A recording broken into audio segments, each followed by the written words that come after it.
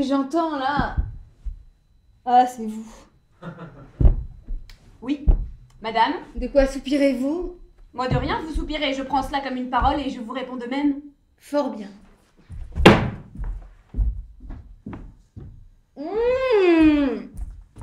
Mais qui est-ce qui vous a dit de me suivre? Qui me l'a dit, madame? Vous m'appelez, je viens, vous marchez, je vous suis, j'attends le reste. Je vous ai appelé, moi? Oui, madame. Allez, vous rêvez, retournez-vous-en, je n'ai pas besoin de vous. Retournez-vous-en. Les personnes affligées ne doivent point rester seules, madame. Ce sont mes affaires, laissez-moi. Ça ne fait qu'augmenter leur tristesse. Ma tristesse me plaît. Et c'est à ceux qui vous aiment à vous secourir dans cet état-là. Je ne vais pas vous laisser mourir de chagrin. Ah! Voyons donc où cela ira. Pardi, il faut bien utiliser sa raison pour la vie et ne pas quereller les gens qui sont attachés à nous. Il est vrai que votre zèle est fort, bien entendu. Pour m'empêcher d'être triste, il me met en colère. Eh bien, ça distrait toujours un peu. Il vaut mieux quereller que soupirer. Laissez-moi.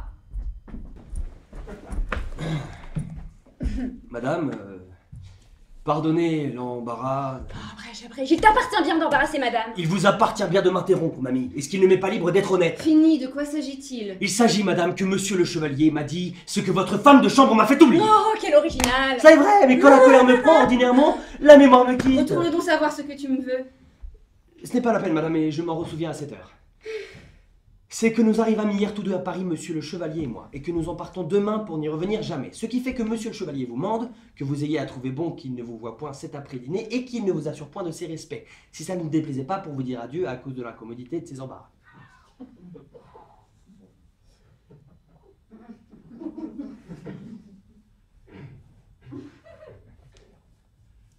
Tout ce qu'Alimette est là signifie que monsieur le chevalier souhaiterait vous voir à présent. Ah, c'est tout ce qu'il a à me dire car je suis dans l'affliction.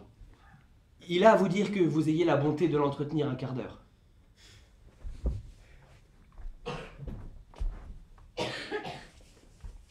Pour ce qui est d'affliction, ne vous embarrassez pas, madame, il ne nuira pas à la vôtre, car...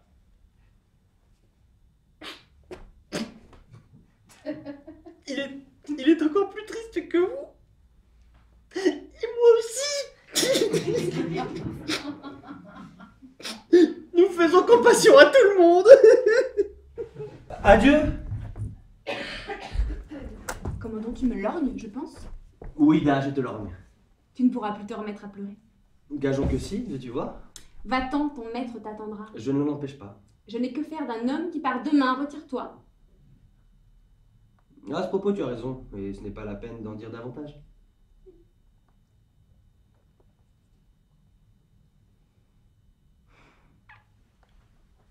Adieu donc, la fille. Bonjour l'ami. Pour m'en pénétrer jusqu'à moi. Cela est étonnant ce que vous dites là, chevalier. Je l'ai ressenti mot pour mot dans mon affliction. Peut-on se rencontrer jusque-là? En vérité, vous me donnez bien de l'estime pour vous. Achevons. Mais c'est fait, et je ne vous écris que pour vous demander pardon de ce qui m'échappa contre vous à notre dernière entrevue. Vous me quittiez pour jamais, Angélique, j'étais au désespoir, et dans ce moment-là, je vous aimais trop pour vous rendre justice. Mes reproches vous coûtèrent des larmes, je ne voulais pas les voir. Je voulais que vous fussiez coupable et que vous crussiez l'être, et j'avoue que j'offensais la vertu même. Adieu, Angélique. Ma tendresse ne finira qu'avec ma vie, et je renonce à tout engagement. J'ai voulu que vous fussiez contente de mon cœur, afin que l'estime que vous aurez pour lui excuse la tendresse dont vous n'aurez.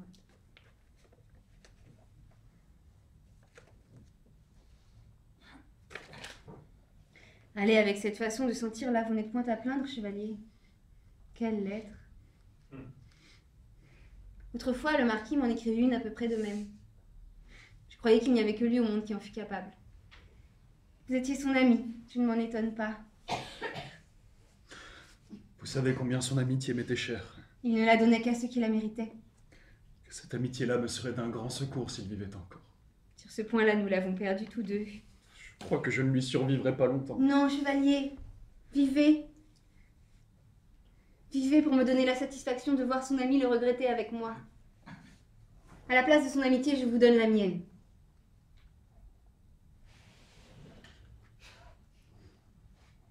Je vous la demande de tout mon cœur. Il sera ma ressource. Je prendrai la liberté de vous écrire et vous voudrez bien me répondre. C'est une espérance consolante que j'emporte en partant. Et l'amitié nous sera d'un grand secours. Nous n'avons que cette ressource-là dans les afflictions. Vous en conviendrez? Aimez-vous la lecture? Beaucoup. Cela tombe encore fort bien. J'ai pris depuis 15 jours un homme à qui je donnais le soin de ma bibliothèque. Il me lit tous les jours quelque chose. Nos lectures sont sérieuses, raisonnables. Il y met un ordre qui m'instruit en m'amusant. Voulez-vous être de la partie? Allons. Voilà que vous me déterminez, madame. Que c'est un bonheur pour moi que de vous avoir vu, je me sens déjà plus tranquille. J'ai des livres aussi, en assez grande quantité. Celui qui a soin des vôtres pourra les mettre tout ensemble. Et je vais appeler mon valet pour changer les ordres que je lui ai donnés. Que je vous ai d'obligation, peut-être que vous me sauvez la raison. Mon désespoir se calme. Vous avez renoncé à l'amour et moi aussi. Votre amitié me tiendra lieu de tout. Si vous êtes sensible à la mienne. En vérité, chevalier, je m'y crois presque obligée. Pour vous dédommager de celle du marquis. Allons, faites vite vos affaires. Je vais de mon côté donner quelque ordre aussi, nous nous reverrons tantôt. En vérité, ce garçon a un fond de probité qui me charme. Assurément, cela est original, il me quitte aussi froidement que s'il quittait un rival. Eh bien, tout couvaille. Il ne faut jurer de rien dans la vie. Cela dépend des fantaisies. Fournissez-vous toujours et vive les provisions, n'est-ce pas, Lisette? Oserais-je, monsieur le chevalier, vous parler à cœur ouvert? Parlez. Mademoiselle Angélique est perdue pour vous. Je ne le sais que trop. Madame la marquise est riche, jeune et belle. Ça effrayant. Et après? Eh bien, monsieur, tantôt vous l'avez vu soupirer de ses afflictions. N'auriez-vous pas trouvé qu'elle a bonne grâce à soupirer? Je crois que vous m'entendez. Courage, monsieur. Expliquez-vous, qu'est-ce que cela veut dire? Que j'ai de l'inclination pour elle? Pourquoi non? Je le voudrais de tout mon cœur dans l'état où je vois ma maîtresse, que m'importe par qui elle en sorte pourvu qu'elle épouse un honnête homme. C'est ma foi bien dit. Il faut être honnête homme pour l'épouser. Il n'y a que les malhonnêtes gens qui ne l'épouseront point.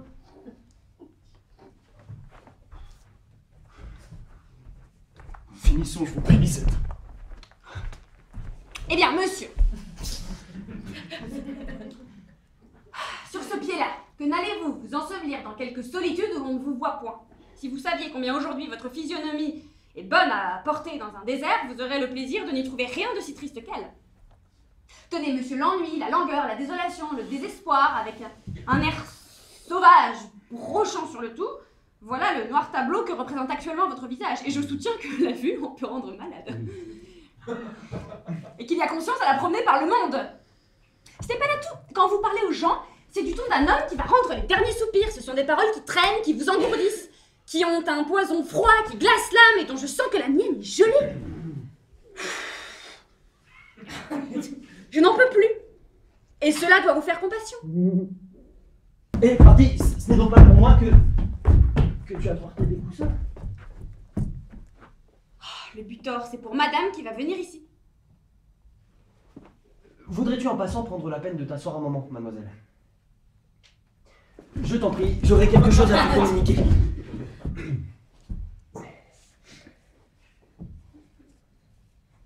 Eh bien, que me veux-tu, monsieur?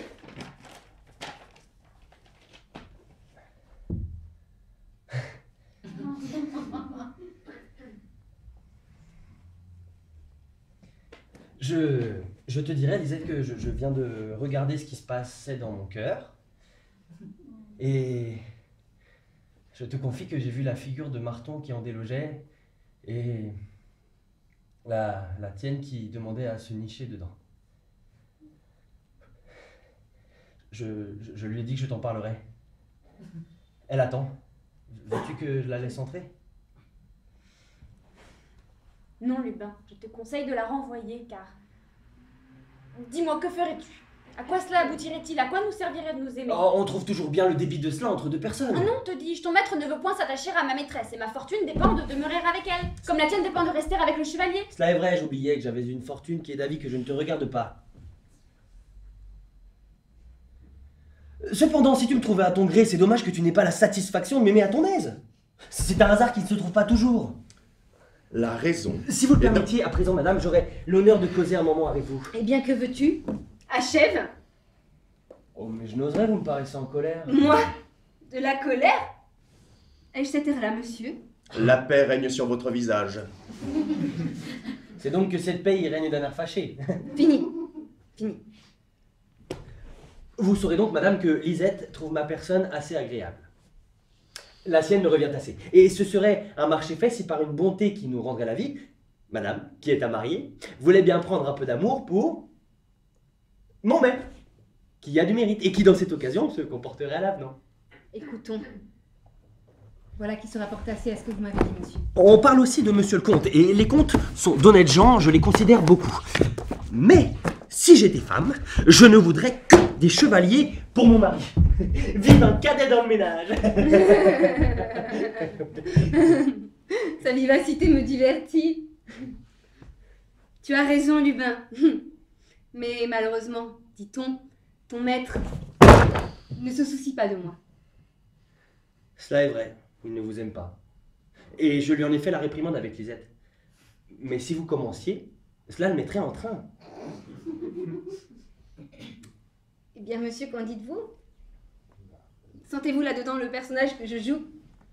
La sottise du chevalier me donne-t-elle un ridicule assez complet? Vous l'avez prévu avec sagacité. Oh, je ne dispute point qu'il n'ait fait une sottise assurément. Mais dans l'occurrence, un honnête homme se reprend. Tais-toi, en voilà assez. Voilà le chevalier qui vient, rester. J'ai intérêt d'avoir des témoins. Vous m'avez peut-être attendu, madame. Je vous prie de m'excuser, j'étais en affaires. Il n'y a pas grand mal, monsieur le chevalier. C'est une lecture retardée. Voilà tout. J'ai cru d'ailleurs que monsieur le comte vous tenait compagnie et cela me tranquillisait. On m'a dit que vous l'aviez vu. Le comte, Oui, madame, c'est un fort honnête homme. sans doute. Je le crois même d'un esprit très propre à consoler ceux qui ont du chagrin. Il est fort de mes amis. Il est des miens aussi. Je ne savais pas que vous le connaissiez beaucoup. Il vient ici quelquefois. Et c'est presque le seul des amis de feu monsieur le marquis que je vois encore. Il m'a paru mériter cette distinction-là. Qu'en dites-vous? Ah oui, madame, vous avez raison. Je pense comme vous. Monsieur le comte et son mérite m'ennuient. Trouvez-vous cet homme-là jeune, Lisette? Madame, on a parlé d'une lecture et si je croyais vous déranger, je me retirerais. Puisque la conversation vous ennuie, nous allons lire. Vous me faites un étrange compliment. Point du tout. Et vous allez être content. Retirez-vous, Lisette, vous me déplaisez là. Et vous, monsieur, ne vous écartez pas. On va vous rappeler.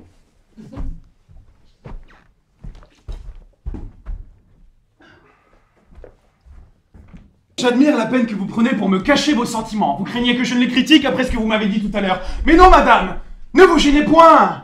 Je sais ce qu'il vaut de compter avec le cœur humain. Je ne vois rien là que de fort ordinaire. Jamais de ma vie, nous t'as envie de quereller quelqu'un. Adieu. Ah, Marquise, tout ceci n'est que conversation. Je serais au désespoir de vous chagriner. Achevez de grâce.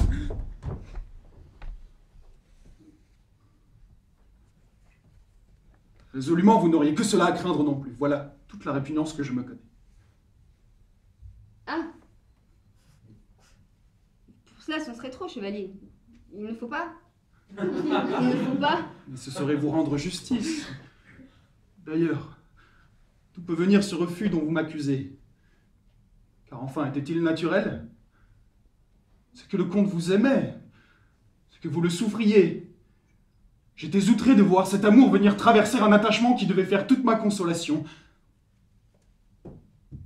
Mon amitié n'est point compatible avec cela. Ce n'est point une amitié faite comme les autres. Eh bien, voilà qui change tout. Je ne me plains plus, je suis contente. Ce que vous dites là, je l'éprouve, je le sens. C'est là précisément l'amitié que je demande. La voilà, la véritable. Elle est délicate, elle est jalouse, elle a le droit de l'être. Que ne me parliez-vous tantôt? Que n'êtes-vous venu me dire? Qu'est-ce que c'est que le comte? Que fait-il chez vous? Je vous aurais tiré d'inquiétude, moi, et tout cela ne serait pas arrivé. Vous ne me verrez point faire d'inclination à moi. Je n'y songe point avec vous. Vraiment, je vous le défends bien. Ce ne sont pas là nos conditions. Et je serais jalouse aussi. Jalouse comme nous l'entendons. Vous, madame? Ne l'étais-je pas de cette façon-là tantôt? Votre réponse à Lisette n'avait-elle pas dû me choquer? Vous m'avez pourtant dit de cruelles choses. Et à qui n'en dit-on si ce n'est aux gens qu'on aime et qui n'y semblent pas répondre? Dois-je vous en croire? Que vous me tranquillisez, chère marquise. Écoutez, je n'avais pas moins besoin de cette explication-là que vous. Que vous me charmez. Que vous me donnez de joie. On le prendrait pour mon amant de la façon dont il me remercie. Ma foi, je défie un amant de vous aimer plus que je fais. Je n'aurais jamais cru que l'amitié allât si loin, cela est surprenant. L'amour est moins vif. Et cependant, il n'y a rien de trop. Non, il n'y a rien de trop. Mais il me reste une grâce à vous demander. Gardez-vous Hortensius. Je crois qu'il est fâché de me voir ici. Et je sais lire aussi bien que lui. Et il faut le renvoyer. Voilà tout ce qu'il faut y faire.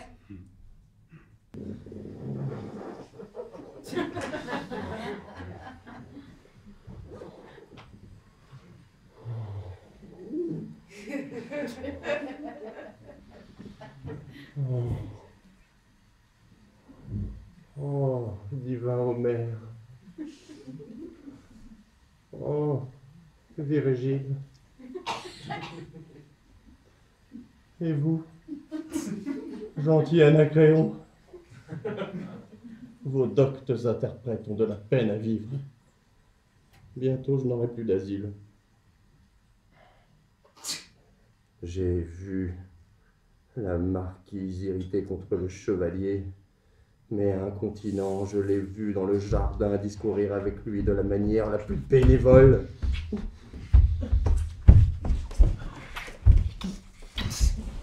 Quel solécisme de conduite! Est-ce que l'amour me chasserait d'ici?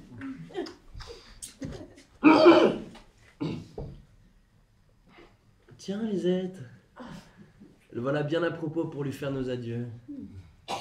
Qui en veut cet étourdi-là avec son transport de joie? Allons, gai camarade docteur, comment va la philosophie? Mais pourquoi me faites-vous cette question-là?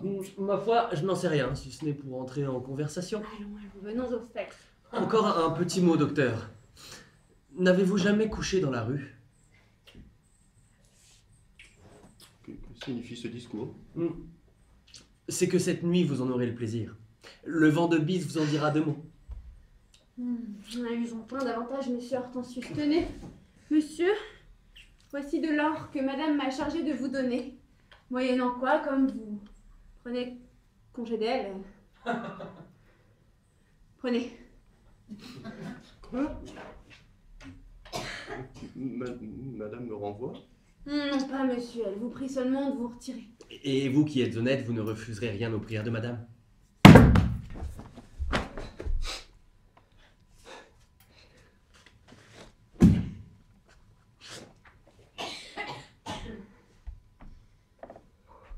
Bonjour Lisette.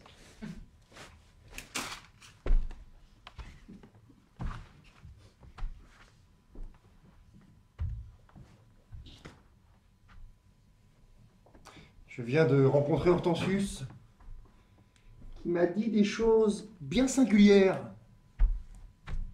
La marquise le renvoie à ce qu'il dit parce qu'elle aime le chevalier et qu'elle l'épouse. Cela est-il vrai? Je vous prie de m'instruire.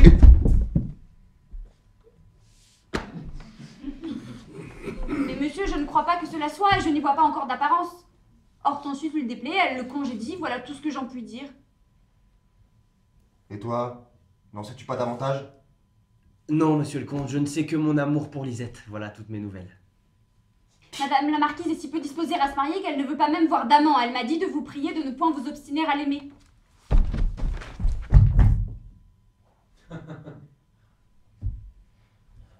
Non plus qu'à la voir, sans doute.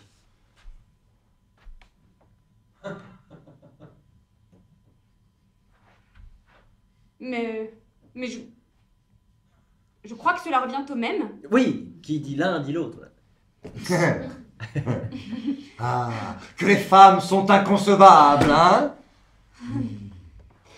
Le chevalier est ici apparemment. Je crois que oui.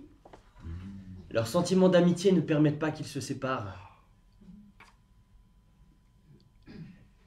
Avertissez, je vous prie, le chevalier que je voudrais lui dire un mot. J'y vais de ce pas, monsieur le comte.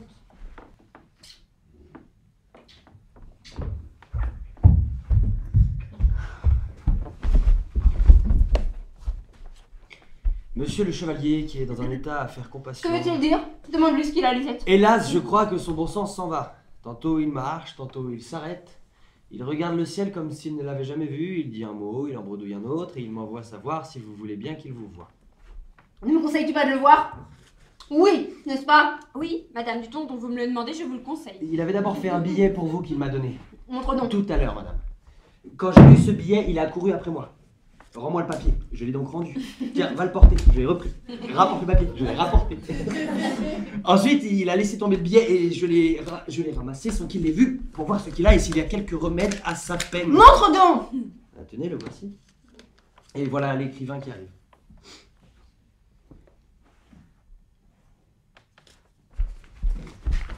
Sortez! Il sera peut-être bien aise de n'avoir pas de témoin. D'être seul.